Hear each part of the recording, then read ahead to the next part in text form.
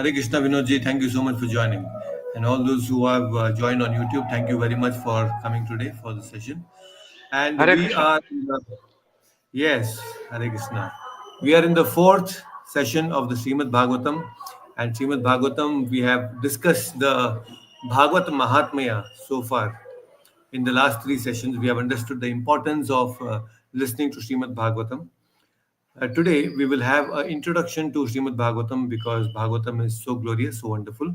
We will understand some basic things about Bhagavatam before we again dive into a lot of technicalities and the stories and the pastimes. Today, we will set the foundation for the Srimad Bhagavatam, which is so vast.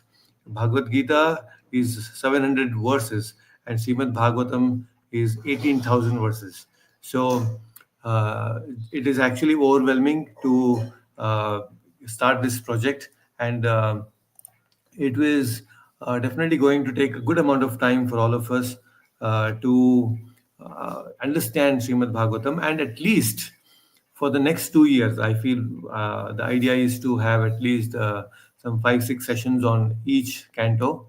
So in the next 2 years, 2.5 years, maybe we should be able to complete the whole Srimad Bhagavatam.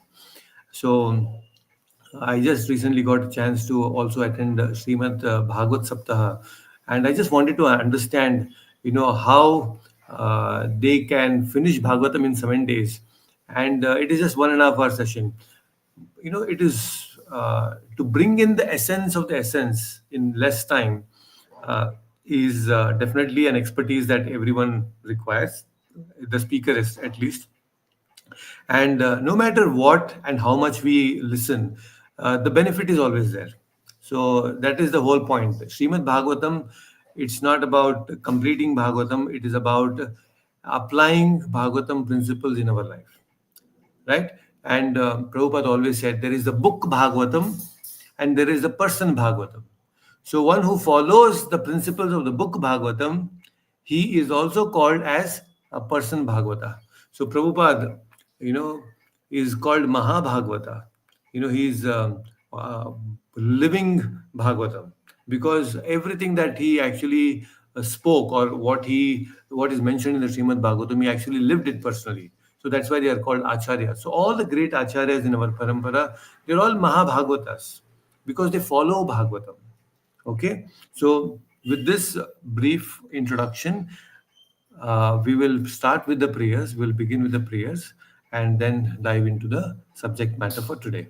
Okay, so we also have Lakshmi Mataji joining on YouTube. Thank you so much for joining. All those who have joined on YouTube, you can say Hare Krishna. So let us chant the pranam mantras, the Srimad Bhagavatam. Let's dedicate this session to His Divine Grace A.C. Bhaktivedanta Swami Prabhupada, the founder Acharya of ISKCON and my beloved spiritual master. So kindly join your palms and let's chant the pranam mantras. Namo Om Vishnupadaya Krishna Prishtaya Bhutale Srimate Bhaktivedanta Swamin Niti Namine Namaste Saraswate Deve Gauravani Pracharine Shunyavadi Pashyat Deshata Srivasadi Om Tato Jayam Mudir Bhadreshu Nandasya Jnananjana Shalagaya Chakshurun Militamena Tasmai Sri Guruve Namaha. Hare Krishna. So welcome back all of you. So we are starting this very wonderful session on Srimad Bhagavatam. It's an introduction that we are going to have today. And we have all you wonderful devotees joining us. Thank you very much for joining. We also have Neha joining on YouTube. Thank you very much. So this is the introduction of Srimad Bhagavatam. So last session, we understood that how there are different glories of Srimad Bhagavatam mentioned from different Puranas. Every Purana has some nice glorification of Srimad Bhagavatam. So in the Skanda Purana, we understood about the pastime of Uddhava, and from the Padma Purana, we understood about how Narada Muni organized the Bhagavad Saptaha, right? He beautifully helping bhakti and jnana and vairagya, he actually started this Bhagavad Saptaha, and so many great sages from across, they all assembled in Haridwara and they did this. And just by listening to this Bhagavad Saptaha, all these jnana, vairagya, and bhakti. Bhakti was anyway very young. Bhakti was very young and beautiful, and she was stout. But then jnana and vairagya were very weak. So jnana and vairagya, when they heard Srimad Bhagavatam, they became very, very powerful. So why we are listening to Srimad Bhagavatam? Because our own jnana and vairagya should also become very strong, because right now they have become very weak and unconscious state. So we have to awaken them, right?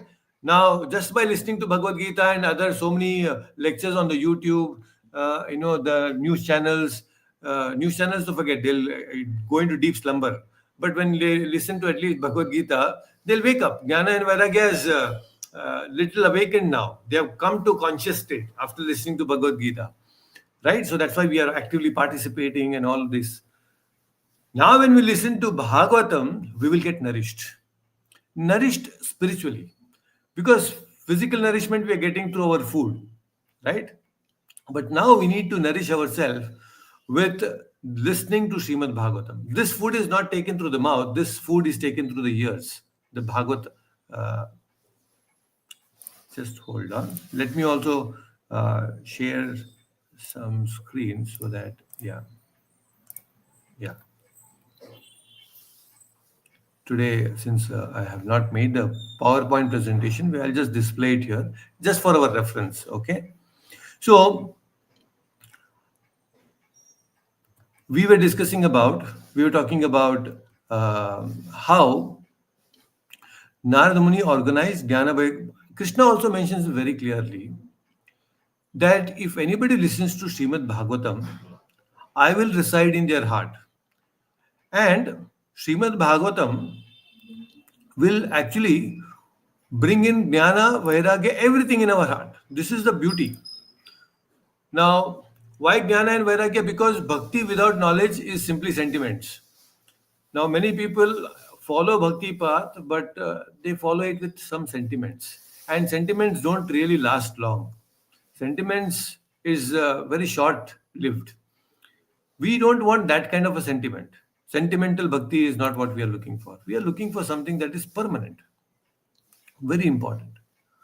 And only permanent bhakti, only bhakti that is backed up with jnana and vairagya leads us to real happiness. Otherwise, not possible. So, if we really want to develop, then we need to be proper listeners. Listening is a art. There is art of listening, and that art we need to develop. Art of listening with full attention, because many people these days, with lot of distractions, especially online sessions, it's so difficult to actually capture the attention of people, right? But we are discussing Srimad Bhagavatam, so we need to pay full attention, and there is a benefit for that attention. Whenever you give attention, attention is like a spotlight. Wherever you direct it, our energy flows there, and wherever you give your energy, that grows. So, if you have proper attention in Srimad Bhagavatam, that Srimad Bhagavatam will, I mean, your attention will actually redirect your energy to Srimad Bhagavatam. And when you redirect your energy to Srimad Bhagavatam, your bhakti will grow. Okay? And Srimad Bhagavatam is actually the form of Krishna. I have told this before also.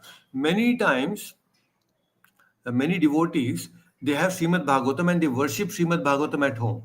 Even if they don't have deities of Radha Krishna, Nitai Gauranga, Jagannath Baldev, they have Srimad Bhagavatam. They worship Srimad Bhagavatam because Srimad Bhagavatam is the form of Krishna.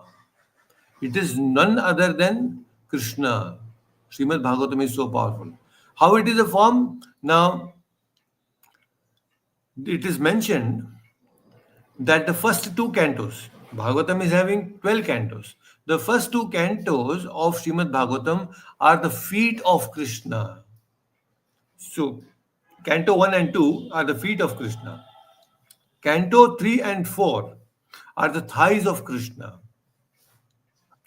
And Canto 5 is the navel of Krishna. Canto 6 is the chest of Krishna. Canto 7 and 8 are the arms of Krishna. And Canto 9 is the throat of Krishna. Canto 10 is the face of Krishna. The description of all the Madhurya Leelas of Krishna are mentioned in the 10th canto. So the 10th canto is the face of Krishna. The 11th canto is the forehead of Krishna. Lot of knowledge, beautiful, deep knowledge is shared there by Uddhava. It's called Uddhava Gita. And in the 12th canto is considered to be the head of the Lord. So from canto 1 to 12, it is a complete form of Krishna.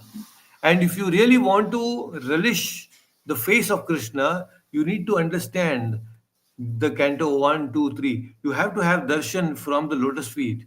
Even when we go to the temple, this is the procedure. You do not directly have the darshan of Krishna by looking at his face. When we go to the temple, we should have darshan from the lotus feet and gradually then the thighs, then the navel, then the arms, then the throat, then the face.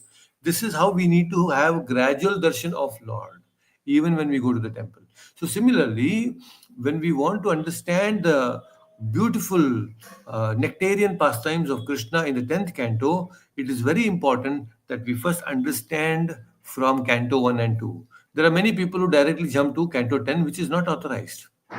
We should always go from canto 1 and 2. We should understand the position of Krishna first. Recently, I'm sure some of you must have seen that viral video of a Muslim person, a Muslim preacher on the streets distributing his books, and he meets another Krishna conscious lady, and she's also distributing books, and he's arguing that, oh, you, this blue boy, he's your God. He was actually reprimanded by his own mother by the stick. This is a boy who actually stole the clothes of gopis, all those girls. It's all mentioned in your books. And he's saying this. How can this be God? God means he's almighty. He should not be doing all this, right? So, this is how. Before we like all these pastimes of Krishna, no doubt, it's very beautiful. But if we do not understand the almightiness of Krishna, then we will see, oh, this Krishna is just a little boy. He's just a boy who is having no idea what he's doing, and he's simply been. Okay, Mataji is asking about, kindly repeat. Okay, kindly repeat about the 12 cantos. Okay, let me repeat that. I'll repeat. So we need to have proper understanding of Krishna through these first cantos until ninth canto. Because when we understand technically, oh yes, Krishna is so great, then when he does all these pastimes, oh yes, we can understand. That is when the relationship comes.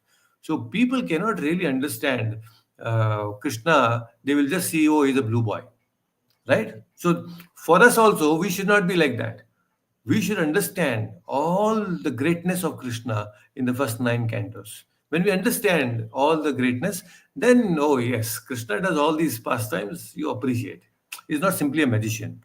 So to repeat, Canto 1 and 2 is the feet of Krishna, 3 and 4 are the thighs of Krishna, 5 is the navel of Krishna, 6 is the chest of Krishna, 7 and 8 are the arms of Krishna, Canto 9 is the throat of Krishna, 10th is the face of Krishna, 11th is the forehead of Krishna, and 12th is the head of Krishna. And reading all these 12 cantos will help you understand Krishna better. So this is how we are actually going to understand Krishna through Srimad Bhagavatam. And Srimad Bhagavatam, broadly speaking, touches upon 10 very important subject matters. Like in the Bhagavad Gita, there are 5 topics which are discussed mainly. Anyone remembers what are the 5 topics mainly broadly spoken in the Bhagavad Gita? Anyone remembers? In the introduction we had discussed. Bhagavad Gita speaks about 5 important topics. Prabhuji, the Jivatma, Yes, the Jivatma, Paramatma, Paramatma, Prakriti, Prakriti, Gunas. not gunas. Prakriti is gunas. Okay. I don't remember the last one. Kala, time, and karma. Yeah. Okay. So, Ishvara, Jiva, Karma, Kala, Prakriti. All these five topics are discussed in Srimad Bhagavad Gita. But in Srimad Bhagavatam, there are 10 important topics that are discussed. So the first important topic is Sarga. Sarga means about the material elements, earth, water, fire, air, ether, the complete creation. Basically, the very first canto, Prabhupada also names it as creation. So this is all about creation, how things come into picture. A little bit of creation is mentioned about basic fundamental elements of this universe. All these things are explained. Sarga, basically creation. The second important thing is Visarga. Sarga is the primary creation. Visarga is the secondary creation, means expansion of those basic elements. Basically, creation of these living entities. We are all living entities. Creation of all of us is mentioned in Visarga. So, Sarga, Visarga. Then there is Sthanam. Sthanam means the protection offered by the Lord. Sthanam means how Lord protects his devotees. That is another very, very important thing that is described in the Srimad Bhagavatam. If you look into Srimad Bhagavatam, it's not about canto wise, it's about the topics broadly discussed in all the 12 cantos. Okay. Now, Lord, just take the example of Prahlada. Now, Narsimha Avatar is becoming, going viral, Mahavatar Narsimha. So, just look at that Narsimha. He came for what? For protecting Prahlada. Right? So, this is one very important aspect, that how Lord protects his devotees. So, that is called Sthanam. Poshanam is the fourth. Poshanam means that is the special mercy of the Lord. Sometimes Lord gives us some special mercy. It is either planned or unplanned. Randomly, sometimes the Lord gives us some mercy. And that's how we are all here today listening to Srimad Bhagavatam, because some special mercy has come upon us through some form, in some way. It's a WhatsApp message. Hmm? It could be some flyer that you got. It could be somebody telling you about the program. Through some way, the mercy comes. So that is called Poshanam. Why it is called Poshanam? Because it nourishes our soul. When there is mercy, it nourishes our soul. Very important, Poshanam.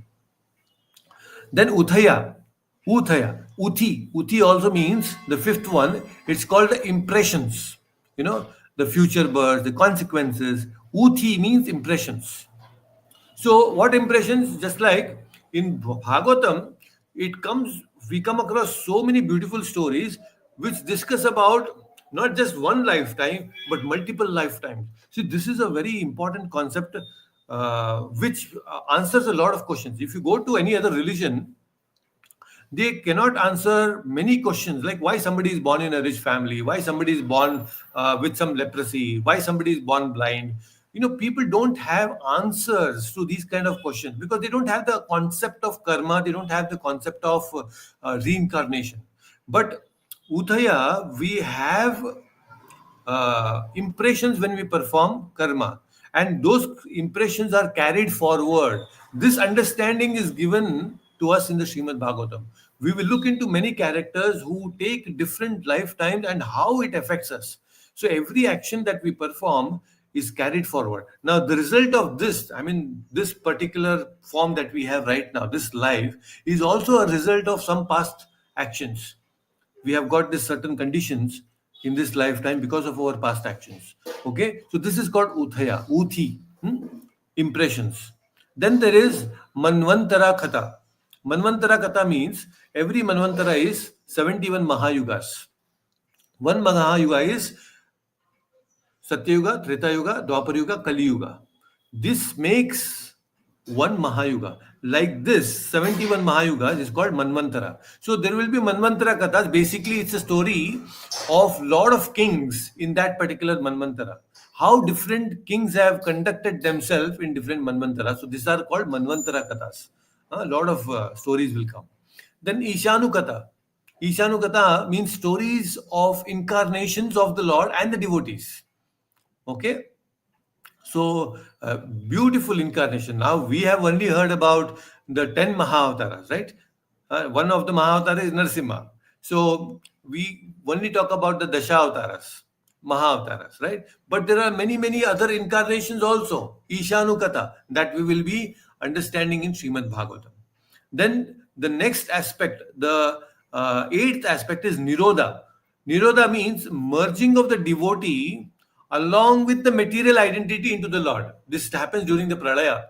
During the Pralaya, all of us, we have not exhausted our karma, we are not becoming still pure devotees. So what happens is, along with our material tendencies, our identities, we merge into the Lord during the Pralaya. This is called Nirodha.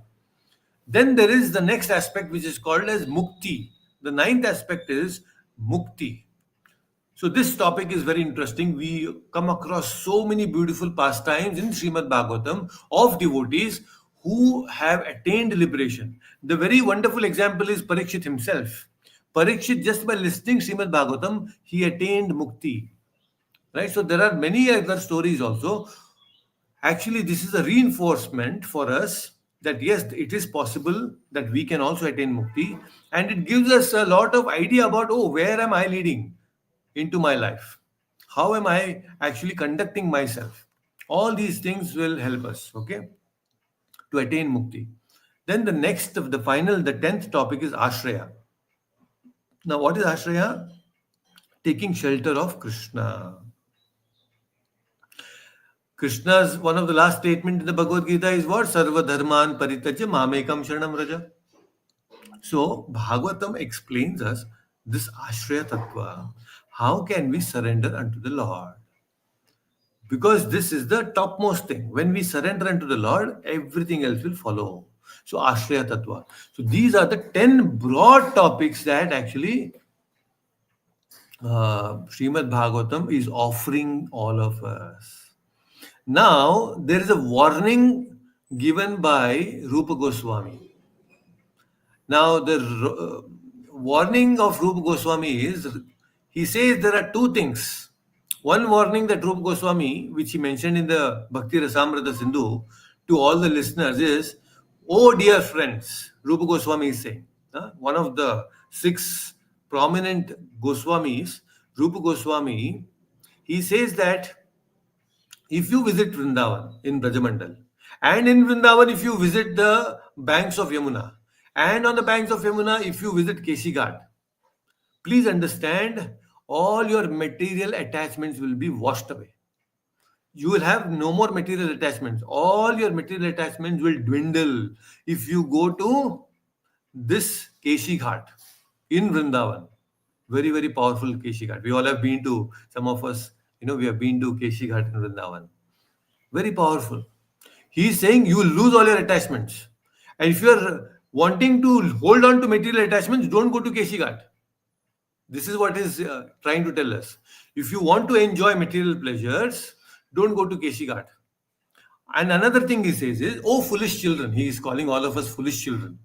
Why is he calling foolish children? He's saying, don't hear to Bhagavatam 10th canto. If you are still having material pleasures, I want to enjoy material beauty, I want to enjoy uh, big home, bungalow, nice food stuff, all these material pleasures I want to enjoy, husband, wife, children, everything, then Rupa Goswami is warning, don't listen to Bhagavatam 10th canto. Because if you listen to Bhagavatam 10th canto, you will give up all these material things. So if you are planning to enjoy, don't listen to this. So there is a warning. So the warning is right in the beginning of this session, in the beginning of our journey. I'm giving you this warning.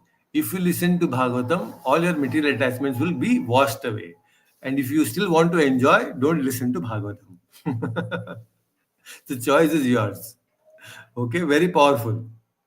Then Sanatan Goswami also, he is also a very great devotee of Srimad Bhagavatam. Once what happened was in Srimad Bhagavatam, Sanatan Goswami, he was taking rest in the night and he got a dream. And in a dream, he saw that there is a Brahmana who is gifting him a Srimad Bhagavatam set.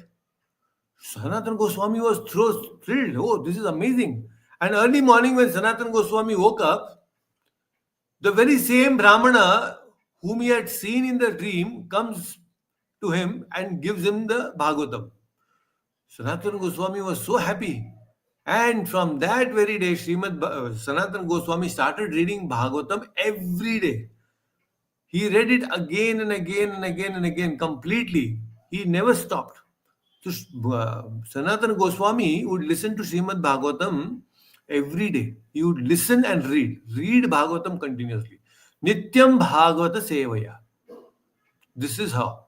And Sanatana Goswami also describes the glory of Srimad Bhagavatam in uh, his verses, his 4 verses he has come. He says that, "O nectar churned from ocean of the Vedic scriptures." So he calls Srimad Bhagavatam as nectar. Oh, Srimad Bhagavatam, you are the nectar churned from the Vedic scriptures. He also says, oh, prominent, transcendental fruit. He's also calling Srimad Bhagavatam as a transcendental fruit. And then what is he saying? Oh, you are the enriched with jewels of spiritual philosophical conclusion. He's also called Srimad Bhagavatam as jewels, the gem of all the Vedic scriptures. He's also telling, oh, you are the one who grants spiritual vision to all the people of the world. Srimad Bhagavatam gives us that spiritual vision. Shastra Chakshuhu. Beautiful. Then he's also saying that, oh, life breath of the Vaishnava devotees. See, Bhagavatam is the life breath. We should take Srimad Bhagavatam very seriously. Chaitanya Mahaprabhu also says, devotee means you should every day listen to Bhagavatam. Nityam Bhagavata Sevaya. That's why Prabhupada has incorporated Srimad Bhagavatam in our daily routine. Our morning sadhana includes Srimad Bhagavatam. Very, very important. Every day we should listen to Srimad Bhagavatam because it is the very life breath of the Vaishnavas. And he also says, O Lord, Bhagavatam is, O Lord, you are the sun which has arisen to dispel the darkness of Kali Yuga. Now, Kali Yuga is full of darkness, and that darkness has penetrated our heart also. When we listen to the Srimad Bhagavatam, that darkness in our heart will be gone. So, you are actually Krishna. He's praying, he is addressing Bhagavatam as you are Krishna, who has written to us in the form of Srimad Bhagavatam. Again, he continues, he's saying, O Srimad Bhagavatam, I offer my respectful obeisances unto you. I do my Dandat Pranam. Because by reading you, we attain transcendental bliss. There is so much of madhurya, okay? And all the syllables in the Srimad Bhagavatam are so much with pure love, with pure devotion. It offers that devotion to every reader. And he says, you are always to be served by everyone, for you are the incarnation of Krishna. See, Sanatan Goswami also, he is telling us that this is the reincarnation or incarnation of Krishna. Bhagavatam is the incarnation. And he again says, O Srimad Bhagavatam, O my only friend, none of us, we may have friends and we may have relatives, but Sanatan Goswami is saying, Bhagavatam, you are my only friend, you are my only companion, you are my only teacher, you are my only wealth, you are my deliverer, and you are my good fortune. You are my bliss, and I offer my respectful obeisance unto you. See, this is Srimad Bhagavatam. We have to make Srimad Bhagavatam our life and soul. This should be our go-to book. None other than anything else is really not required. Bhagavatam is so wonderful. And then he last one more verse. He says, "O Srimad Bhagavatam, O giver of saintliness to the unsaintly." So Bhagavatam can turn even the most degraded, downtrodden person also, like Chandalas, into great devotees. And this is a practical experience in ISKCON. So many people in the West have taken up this Krishna consciousness who had no idea about Krishna consciousness. But today we see it's a worldwide movement, right? O uplifter of the fallen, please do not ever leave me. Sanatana Goswami saying, please do not leave me. Please become manifested upon my heart and throat, accompanied by pure love for Krishna. So let you be Srimad Bhagavatam in my heart and in my throat constantly.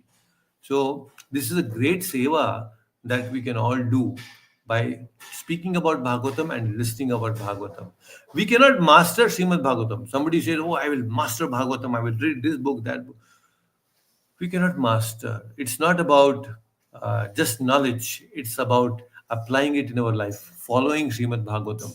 That is what really makes us the person Bhagavata, not just by knowledge. Okay?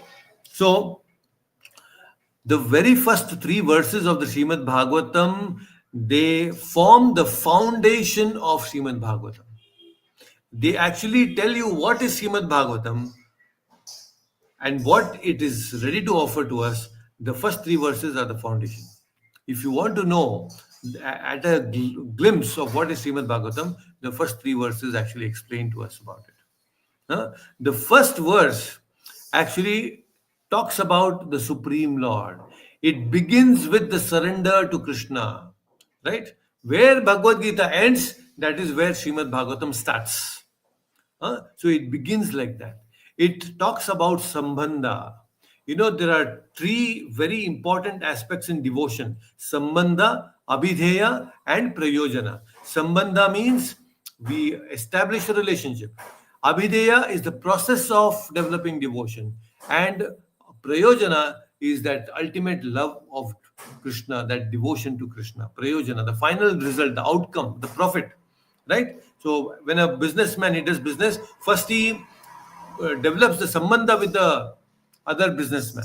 So when that sambandha is formed, then there are transactions, the process. And when there are transactions, then there are profit, prayojana.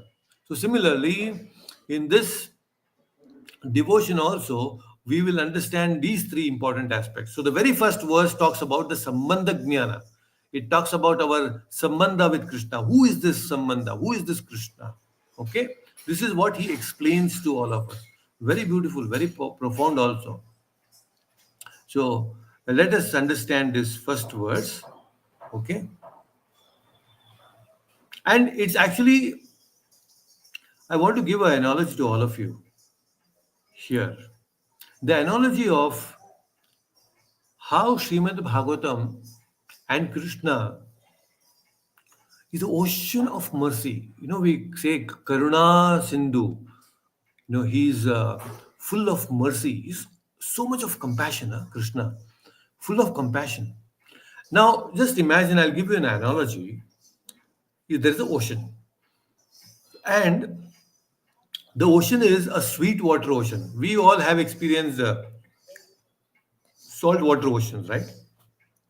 In Mumbai, you will have that salt water and salt water also, but it is so dirty also. Salt water oceans we all have experienced. Now, ocean has a desire. Is this huge ocean? It has a desire. Oh yes, there are so many crops. I have to nourish all these crops, and I want to make them grow nicely. This is the desire of the ocean. If the sweetwater ocean desires like this, and oh, let me nourish, then all the ocean water, it directly goes into this field, what will happen? The crops won't grow, they will die. They'll all be uprooted if the ocean water directly flows, isn't it? So the ocean, although it has so much of sweet water, it has the capacity to make the crops grow nicely. If it directly goes, then it will be a flood, and the flood will really be a problem. The crops won't grow. Okay, so then what happens is this ocean tells the clouds. It tells the clouds, oh, clouds, come to me and take some of my water and then to the crops so that they can grow. The clouds are very happy. Okay, yes. So the clouds then they come, they pick up the water from this sweet water ocean very beautifully. And when the clouds are taking this and going to the crops, oh, then they think, if I actually pour all this water, then still there will be a flood. There is so much of water. So what the clouds do is, let me go and pour all this water on the mountain. When I give this on the mountain, then the mountain will automatically, slowly distribute this water. So the clouds will actually go and shower all this ocean water on the mountain. And the mountains take it. Then out of that mountain, there are three big streams of water. Three big streams. And these three big streams, as they're growing, they're still very vast, huge, a big river like. So these streams, big rivers are flowing. And if these rivers they go get into the fields, the crops will be destroyed. So from these three big streams, then there are six small streams. Six small streams that they come out. These six small streams, they are also quite huge. Okay. These six small streams, then they start flowing and they flow and make all this water flow into a lake, a big lake. And that big lake collects all this water, and that from the lake there is a small streams of water through some pipelines. Okay, those pipelines are connected to the fields, and then the water is given to every crop in the field. You're understanding?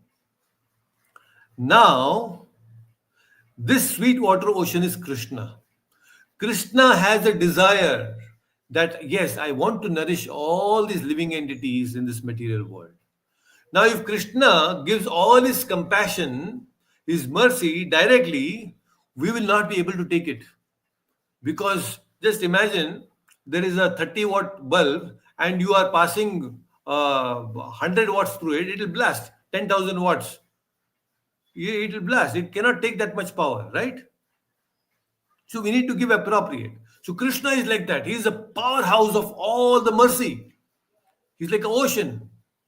So he does not do it directly. So what he does is, in order to see that the crop of devotion grows nicely in our hearts, he asks the clouds. Who is the cloud? The cloud is in our parampara, Brahma, Madhva, Gaudiya Sampradaya.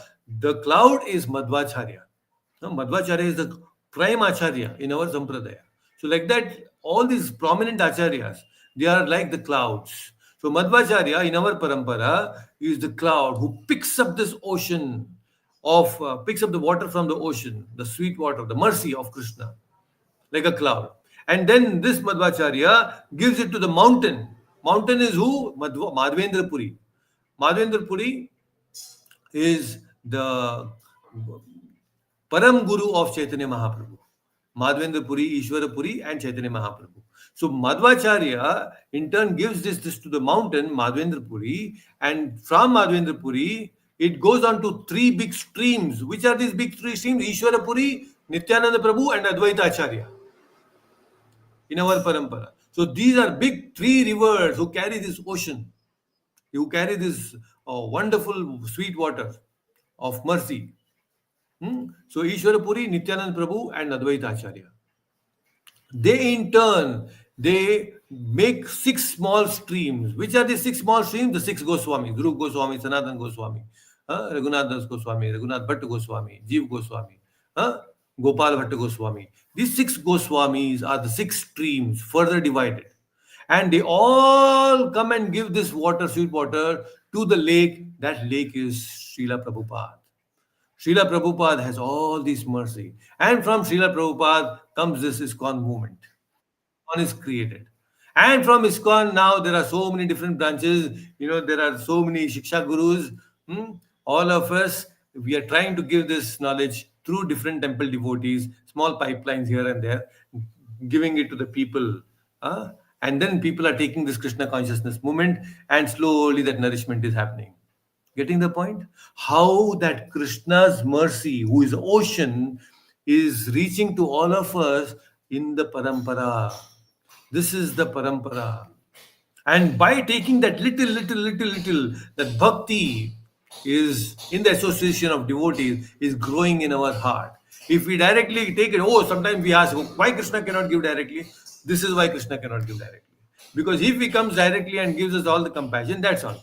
Our fuse will be out. Right?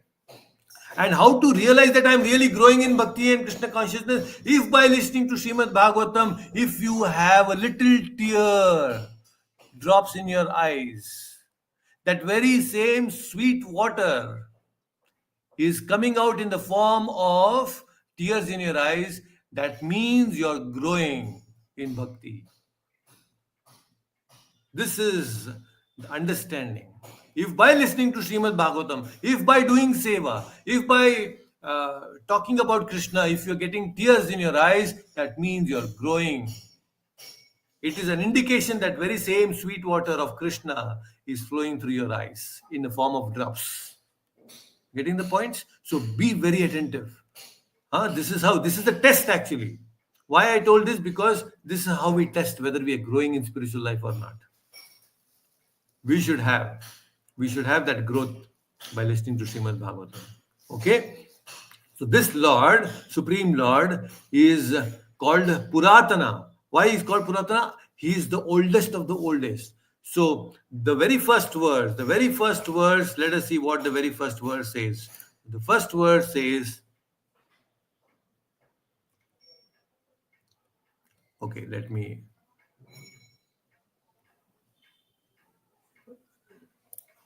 yeah, this very first verse. It says, it begins with the prayers. Om Namo Bhagavate Vasudevaya. So wonderful, huh? This begins with a prayer, with a mantra. Understand all the scriptures, Vedic scriptures, they begin with Omkara. So this is also beginning with this Omkara. It's a wonderful, like I told you earlier, it's a combination of everything.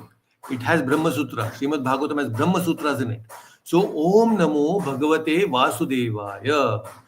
जन्माद्यस्य तोऽन्वयात् इतरतश्चार्थेष्वभिघ्नस्वराट् तेने ब्रह्महृदयादिकवये मुह्यन्ति यत्सूरयः तेजो वारिमृदां यथा विनिमयो यत्र त्रिसर्गो मृषा धाम्ना स्वेन सदा निरस्तकुहकम् Satyam Param Dhimahi. So this is the first verse. Janma Dyasaton Vaya. Beautiful verse. Very powerful verse. Huh? So this is creating a sambandha with the Lord. Now, it is said, if you have the Bhagavatam set, the Bhagavatam book with you, the Bhagavatam book, the white pages, they represent Radharani, and the black ink represent Krishna. So Bhagavatam, some of the acharyas have also mentioned that Radha and Krishna are the worshipable devotees, worshipable lords for the devotees through Bhagavatam. So Radharani is the white page and Krishna is the black ink. So, what are we doing? Satyam Param Dhimahi. We are meditating upon Radha and Krishna. Satyam means Lord. Param means Radharani. Dhimahi. We are representing, we are meditating on Radha and Krishna. So, Bhagavatam is actually what? Worship of Radha and Krishna. This is how Bhagavatam should be understood. Very powerful Srimad Bhagavatam is. So Srimad Bhagavatam, this very first verse has more than 108 commentaries. The first verse of Bhagavatam has more than 108 commentaries. Bhakti Siddhanta Saraswati Thakur, he spoke for 30 days on this first verse and he would have still continued, but he had some other meetings. Otherwise, he would have still continued. He spoke for 30 days on this first verse. You can imagine how much knowledge is there, how much depth is there to this particular verse. Satyam means Krishna, Param means Radha, Dhimahi, I meditate on them, Radha and Krishna. And when Radha and Krishna interact, then Adi Rasa is born, that Madhurya Rasa is born. And all these Rasika commentators, there are different commentators. The Vedanta commentators are there, the Dvaita commentators, Advaita commentators. There are many, many commentators on the Srimad Bhagavatam, the Rasika commentators, who are devotees, great devotees who relish the pastime. The Rasika commentaries, they say that this verse is all about Radha and Krishna only. It talks about Janmadhyasyataha. Janmadhyasyata means it talks about creation and many other details. But here the Rasika commentary says that it is all about wonderful Radha and Krishna pastimes. So we have nice devotees today. We have Rajeshwari Mataji joining us. We also have Rupa Mataji joining us. Thank you so much for joining. Very beautiful. So just contemplate on what I just spoke for just 2 seconds. Just 2 seconds, okay? I have something very important to share. Just give me 2 minutes.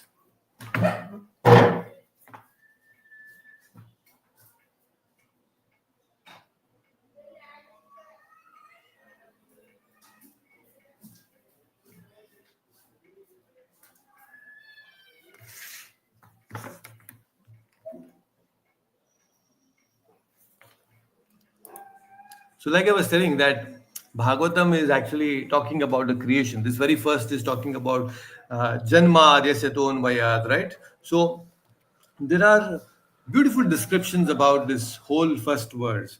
Now, first of all, we should know that Srimad Bhagavatam we have got and has to be taken very seriously, because our lifetime is about what? Even if you assume that our lifetime is 100 years, which is not today because of all the food habits that we have.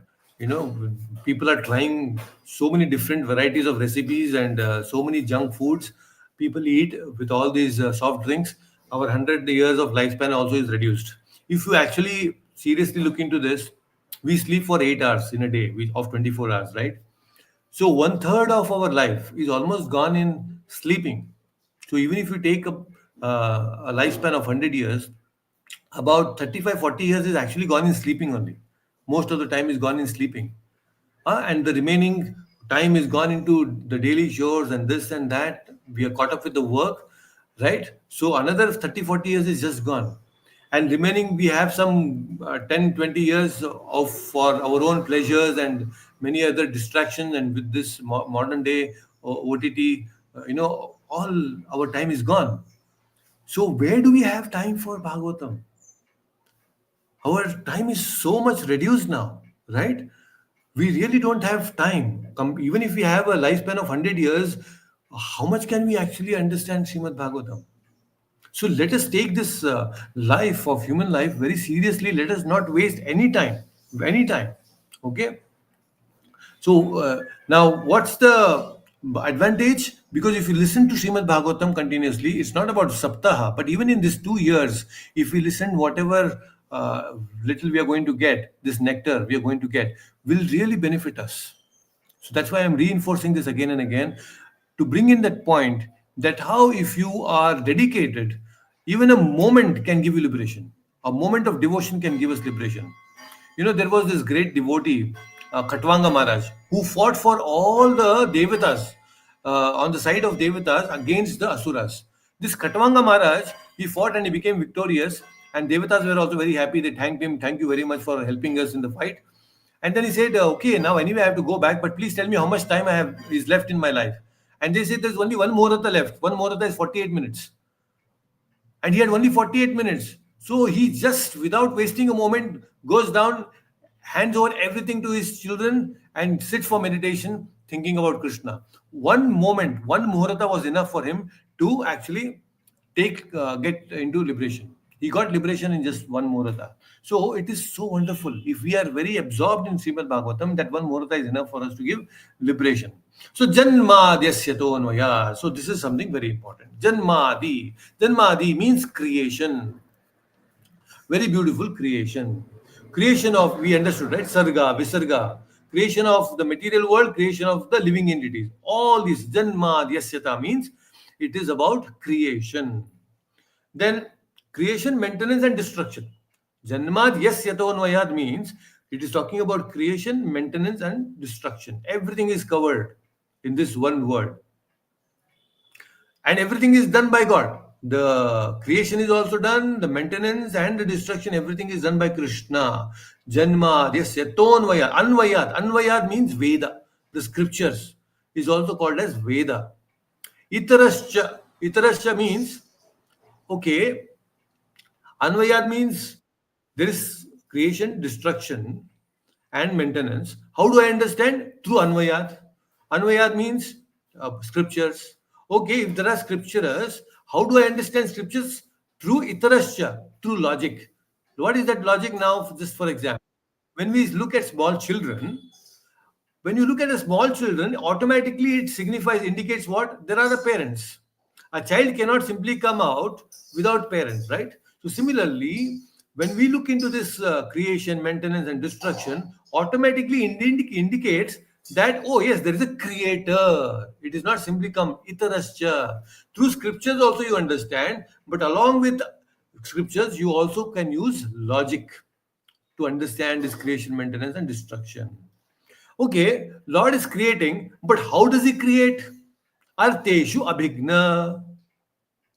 Because he knows everything. He's arteshu, abhigna. All knowledge is there with him. Because he has lot of knowledge, complete knowledge, he's able to create because of knowledge. But is there anybody who helps him in creation? No, he's Surat. He's not, no, there is no one who can actually help him. He's Surat. He's independent. He does not require anybody to help him. He's Surat. There is no labor required. Today, if you have to build a building, so many labors are required. Sometimes they trouble so much. Krishna is not dependent only on the labor. He is saying, I will create. He's so powerful. So, Sis Swarat. Okay. But there is Brahma Adikavai. Brahma is there. Why? Secondary creator. Okay. Brahma, you become my assistant now. Okay. You become assistant and via medium to create all this universe and other thing. I can create it. I will create you and you create the rest. So secondary creator is Brahma. So he becomes the assistant. Brahma Adikavai. Then can we know this God? Yes, you can know. Mukhyanti yat Suryaha. You can know him, but he himself will manifest. You can try to understand, but he will reveal. Even Lakshmi cannot understand. Frankly speaking, that's why Lakshmi Devi, when she saw Narsimha Dev, she could not understand. Oh my, I have not seen this before, this form any time before. Even Lakshmi Devi could not understand. It's very, very powerful. So, Mukhyanti Yat Surya means he has to reveal himself. Otherwise, we cannot understand his Lord. And there are so many incarnations, right? The Lord, there's Bhagavatam explains about how he reveals through incarnations. There is one main Krishna, and that Krishna, from him, lot of other incarnations come. Just like a candle, there is one original candle, but that one original candle can light up many other candles, right? So Krishna is one, but when he can light up many other incarnations, his own incarnations. It's like that. So many incarnations come. Tejo Vari. Vari means water. It also means water. Water, what happens in water is we see the reflection, right? So what happens is when we look into this water of Srimad Bhagavatam, there is Bimba Pratibimba. Bimba is the Supreme Lord. Pratibimba is we. We first get to know ourselves. When we read Bhagavatam, we understand this concept of Bimba and Pratibimba as we go further also. And who gives us this understanding of Pratibimba? Oh, we are the reflections of God.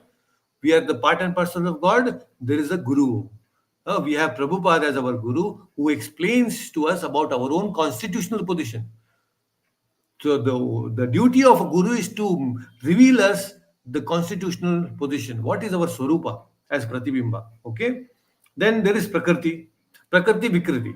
See, for a curd, what is Prakriti? Milk. Milk and curd you take. Milk is Prakriti, Vikriti is curd.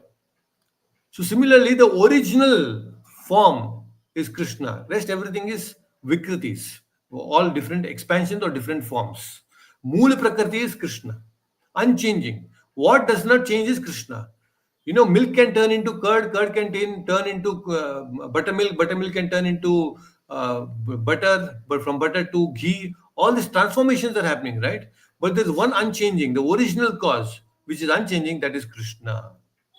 Hmm? Tejovari Amrisha. Amrisha means Lord has no prayojana. He does not require or he has any profit by creating. He is self-sufficient. Oh, I have to create, then I will get enjoyment. Nothing of that sort. He is least bothered about it. He is Amrisha. Oh, he is full of compassion. Dhamna Svena. Dhamna Svena means creator. He is the creator of the everything. Nirasta. He has no material desires at all. The first verse describes this whole Srimad Bhagavatam actually. Okay, so there are many beautiful descriptions again. Actually, every canto describes about Srimad Bhagavatam's glory. How every word describes one canto. The very first verse, every word also describes the different cantos of Srimad Bhagavatam. That I'll explain next time. Okay. So right now the point here is Srimad Bhagavatam. The first verse gives us the idea about Sambandha Jnana. The second verse gives us the idea of the Prayojana. Okay, let me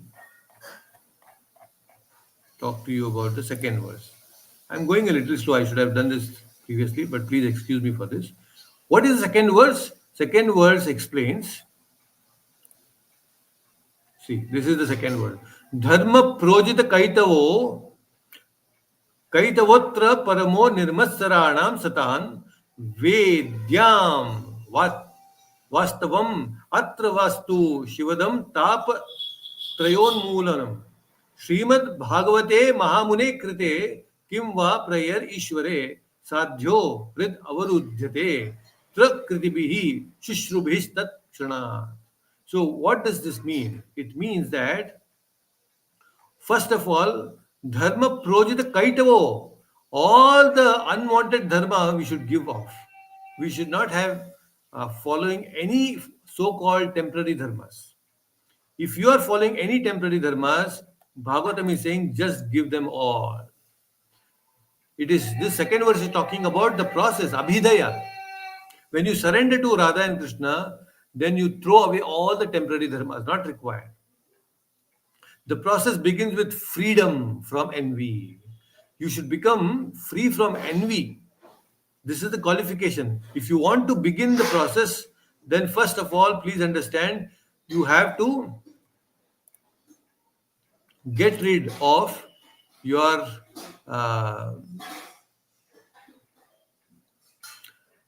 nirmasara. Nirmasara means envy. You should become free from envy. Only people who are free from envy can understand Srimad Bhagavatam. This is one more understanding. Okay, just give me a minute. Yeah. Yeah.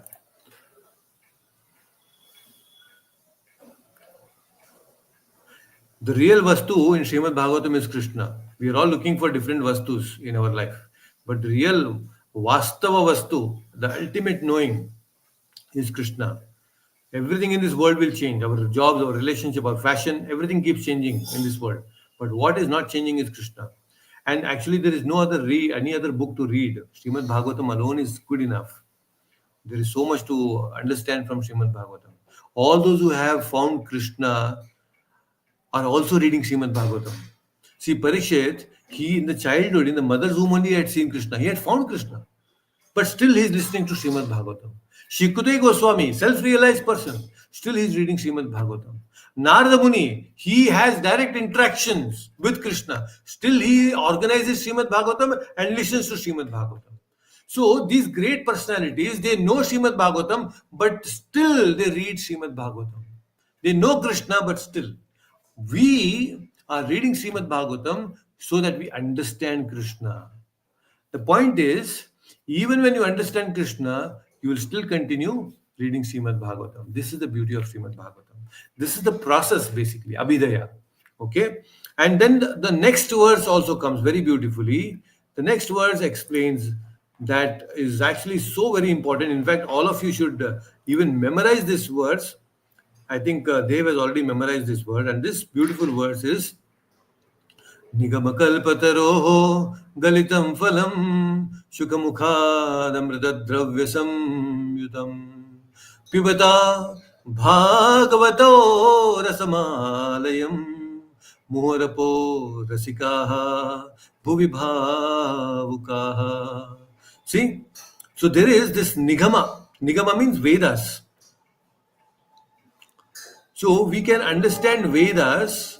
These Rasikas will thoroughly enjoy Srimad Bhagavatam. Once again, just one.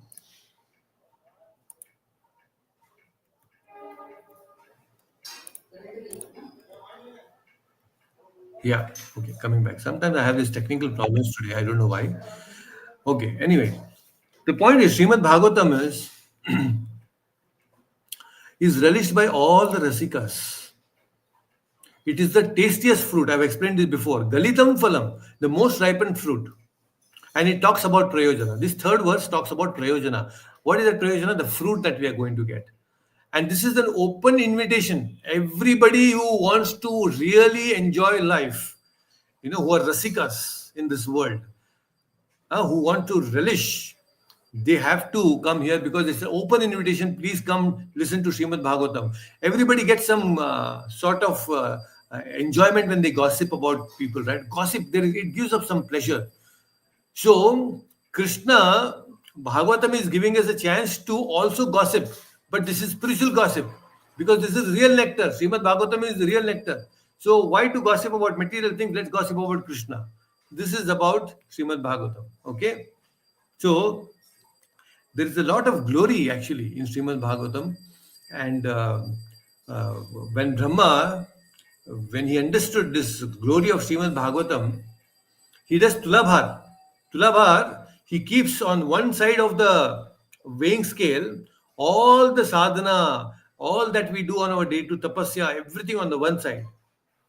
And on the other side, he keeps Srimad Bhagavatam, and the weight of Srimad Bhagavatam is more than all the sadhana, more than tapasya, everything that we do. That's why if you just focus and concentrate on Srimad Bhagavatam, you will see your life will quickly progress in spiritual life. And this is worth this effort that you're taking, coming early morning and listening to Srimad Bhagavatam. All this effort is really worth because you are directly coming in contact with Krishna. So don't ever think that it's, oh, what am I listening? Basically, there are beautiful pastimes and many other technicalities. But I'm right now, frankly speaking, even I am overwhelmed with so much of content that is there in Srimad Bhagavatam. I have to do a lot of, study myself. I have studied Bhagavatam up to 11th canto, and my 12th canto is still pending. Um, but the point is, I also, it's a refresh for me going back to the Canto 1, and it is giving so much of newer and newer insights. Sometimes even I think that, okay, how can I explain this better?